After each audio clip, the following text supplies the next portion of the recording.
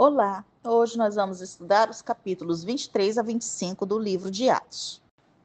Versículos 1 a 10 do capítulo 23. O sumo sacerdote Ananias foi um dos sumos sacerdotes mais cruéis e corruptos de Israel.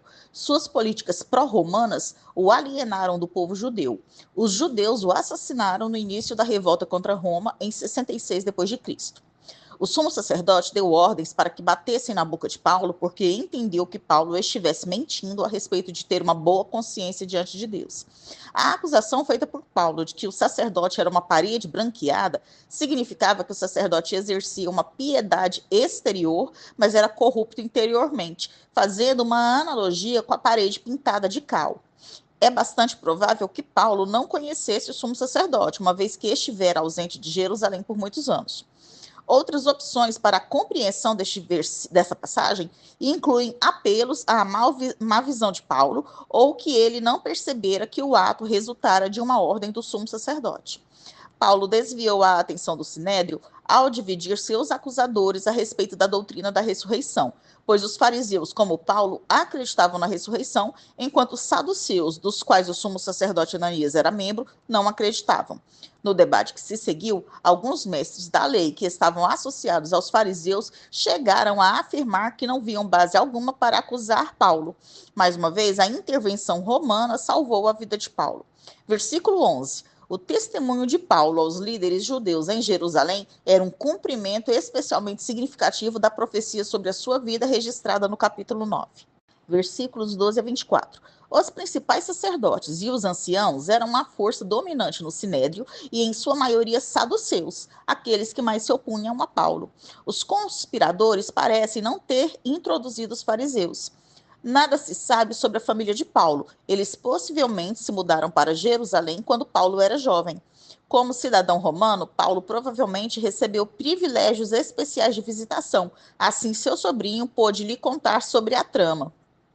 Para frustrar os planos dos conspiradores, evitar uma potencial confrontação explosiva com os judeus e salvar a vida de Paulo, o comandante percebeu que tinha de retirar o apóstolo de Jerusalém e enviá-lo ao seu superior, o governante Félix, em Cesareia. Versículos 25 a 30. A carta do comandante Cláudio Lísias segue o formato padrão da época, com uma saudação, o corpo da carta e a conclusão. Possivelmente, Lucas a reconstruiu a partir da recordação de Paulo, mas também é possível que o próprio Lucas tenha ouvido a sua leitura diante de Félix e Paulo em Cesareia. O comandante Lísias interpretou o conflito como sendo uma disputa acerca da lei judaica, o que significava que a acusação contra Paulo não merecia morte ou prisão sob a lei romana. Seu envio de Paulo a Félix pode sugerir o contrário, mas essa ação tinha por objetivo proteger Paulo e permitir que as autoridades judaicas apresentassem formalmente o que tinham contra ele diante do governador romano. Félix, um ex-escravo, tornou-se procurador da Judéia em 52 d.C. Ele foi removido do ofício por volta de 59 d.C. por má gestão de conflitos entre judeus e gentios em Cesareia. Versículos 31 a 35. Antipátride ficava a 56 dos 100 quilômetros da estrada de Jerusalém a Cesareia, uma distância difícil, mas não impossível, para soldados marcharem no frescor da noite. Apenas os 70 da cavalaria continuaram até Cesareia. Nesta época, a Judéia e a Cilícia faziam parte da província romana da Síria. Como Félix administrava uma parte dessa província e a residência de Paulo ficava dentro dela, Félix determinou que o caso de Paulo estava dentro de sua jurisdição. Agora nós vamos estudar o capítulo 24, versículos 1 a 9 do capítulo 24. O relato de Lucas do caso contra Paulo reflete o procedimento legal padrão dos romanos, que incluía a acusação trazida por um orador que fazia o papel de advogado. Tértulo era um nome romano comum, mas ele pode ter sido um judeu, embora se refira aos judeus de forma objetiva no versículo 5. Paulo foi acusado por Tértulo de muito mais do que apenas introduzir um gentio no templo, de profanar o templo. Embora a acusação de profanação do templo talvez fizesse Félix suspeitar de Paulo, as acusações de ser um promotor de desordens certamente o deixaram alarmado, pois isso significava que Paulo constituía uma ameaça para o governo romano. Tértulo também afirmou que as autoridades em Jerusalém teriam condições de lidar com a situação se o comandante Lísias não tivesse interferido. É evidente que os judeus entendiam que eles deviam ser liberados para lidar com Paulo da maneira que quisessem. Tértulo encerrou com outro elogio a Félix, desta vez expressando confiança em sua habilidade para julgar corretamente o caso contra Paulo. Versículos 10 a 23. Quando Félix pediu que Paulo falasse, Paulo reconheceu que Félix era um governador experiente há muitos anos, diante de quem ele responderia com prazer. Os 12 dias mencionados por Paulo não incluíam o tempo que ele tinha passado em Cesareia, mas somente o tempo gasto em Jerusalém. Era tempo suficiente para os inimigos de Paulo reunirem provas de que ele era um perturbador. No entanto, eles não podiam provar nada. Nesse período inicial, o cristianismo era considerado uma seita do judaísmo. Ele se tornou independente com o passar do tempo, à medida que se expandia entre os gentios e os judeus em grande número continuavam a rejeitá-lo. Paulo via o cristianismo como continuação e cumprimento do antigo judaísmo. Consequentemente, Paulo e os demais cristãos adoravam a seu Deus dos pais. Paulo prosseguiu mostrando que, como cristão, ele era um judeu fiel, aceitando a lei e os profetas e compartilhando a esperança da ressurreição. A crença de Paulo na ressurreição dos justos para sua recompensa e dos injustos para sua punição o alinhava com os fariseus e contra os saduceus. Paulo tinha ido a Jerusalém levar esmolas e ofertas que coletara para ajudar a igreja nessa cidade. Essa coleta é mencionada nas cartas de Paulo. Paulo começou a relatar os acontecimentos relacionados à sua captura no templo, mas interrompeu seu argumento ao perceber que os seus reais acusadores, que eram os judeus da Ásia, não estavam presentes. A lei romana exigia uma acariação entre os acusadores e o acusado.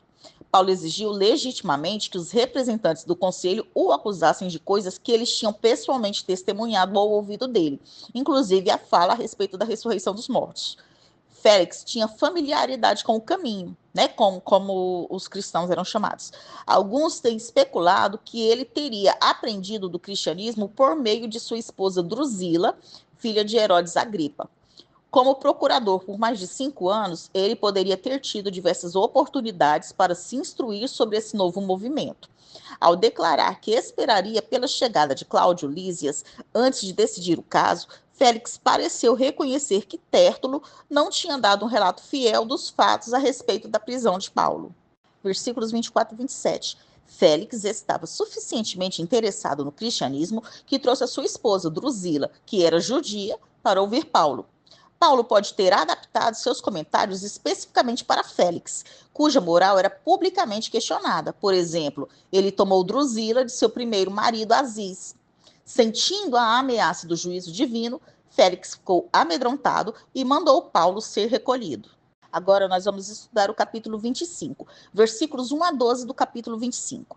Festo, o novo governador, subiu de seu palácio em Cesareia para Jerusalém, provavelmente para ter uma noção da mais importante cidade judaica de sua jurisdição. Na expectativa de tirar proveito da falta de conhecimento que Festo tinha do caso, os líderes judeus tentaram persuadi-lo a enviar Paulo para Jerusalém, o que lhes daria uma oportunidade para retomar seus planos de amar ciladas. Não tendo pecado contra César nem contra a lei dos judeus, Paulo era vítima de uma campanha maldosa cujo objetivo era aniquilar o cristianismo. Ciente provavelmente do plano em curso para matá-lo, Paulo evitou Jerusalém ao invocar seu direito como cidadão romano de apelar diretamente para César. Nem todo apelo desse tipo era concedido pelos governadores locais. No entanto, Festo ficou satisfeito em transferir esse caso para outra jurisdição e livrar-se da pressão para apaziguar os judeus. Versículos 3 a 22. Herodes Agripa II visitou Cesareia com sua irmã Berenice, a qual tinha uma história sexual e marital diversificada. Herodes foi o último dos governantes herodianos. Festo foi astuto ao incluir Herodes na controvérsia sobre Paulo, pois Herodes era o responsável pelo templo e designava o sumo sacerdote dos judeus. Consequentemente, ele tinha interesse nas acusações de que Paulo violara o templo. Festo tinha esperado uma acusação mais séria, como fomentar insurreição e revolução. Ele acabou entendendo que a questão principal era se Jesus, que havia morrido, agora vivia. Compreendendo que o debate teológico estava além de sua alçada, Festo procurou tirar um proveito da pressão para Paulo ir a Jerusalém para ser julgado. Versículos 23 a 27. Paulo estava na prisão, mas isso não o impediu de tirar proveito de sua situação. Os oficiais militares e os líderes proeminentes da cidade encontraram-se com Agripa no auditório para ouvir o caso do apóstolo. Paulo viu neste novo público outra oportunidade de apresentar as boas novas. Festo não tinha previamente dado a conhecer um público que acreditava na inocência em público, que acreditava na inocência de Paulo. Uma vez que Paulo tinha feito seu apelo para César, Festo estava agora livre para admitir, sem repercussão, que acreditava que as acusações eram infundadas. Festo achava o caso não apenas infundado, mas desconcertante. Ele esperava que Agripa o ajudasse a pensar numa forma de especificar ao imperador as acusações feitas contra Paulo. Nós terminamos aqui o estudo dos capítulos 23 a 25 do livro de Atos.